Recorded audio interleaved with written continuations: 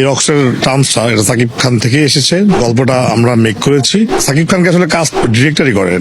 এই ক্যারেক্টারটা আগে কখনো প্লে হয়নি বাংলাদেশে, মনে হয় সাকিব খানই প্লে করতে পারবে। থাকে না, ওনার মধ্যে একটা রকস্টার ভাইব আছে আর কি। টু বি ভেরি অনেস্ট, আমরা আসলে ফার্স্টে থেকেই একটু আননোন কাউকে কাজ করতে চাচ্ছিলাম। আমরা একটু নোন কাউকে, মানে একটু আননোন কাউকে, যাকে আসলে আমরা আগে চিনি না। সো আমরা অনেক অডিশন নিয়েছি অলরেডি। সো লাস্ট অব্দি যেটা হয়েছে, আমরা অনেক আর্টিস্ট দেখার পর আমাদের সাবিনা নূরকেই মনে হচ্ছে যে এই ক্যারেক্টারের জন্য একদম ফিট। এন্ড আমরা সাবিনা নূরকে যে লুকে দেখবো এইবার এই সিনেমাতে, আমার মনে হয় না উনি এর আগে এরকম লুকে আমরা ওনাকে দেখেছি। উনিও আমাদের যে ক্যারেক্টারের সাথে একদম পারফেক্টলি ম্যাচ হয়ে।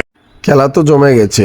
ঢাকায় সিনেমা শ্রেষ্ঠ তারকা শাকিব খানের রকস্টার সিনেমার দেখেন কত সুন্দরভাবে শুটিংটা হয়েছে মালয়েশিয়ায়। এমনকি এই মুহূর্তে শাকিব খানের রকস্টার সিনেমার লুক মুহূর্তের দুনিয়ায় ভাইরাল।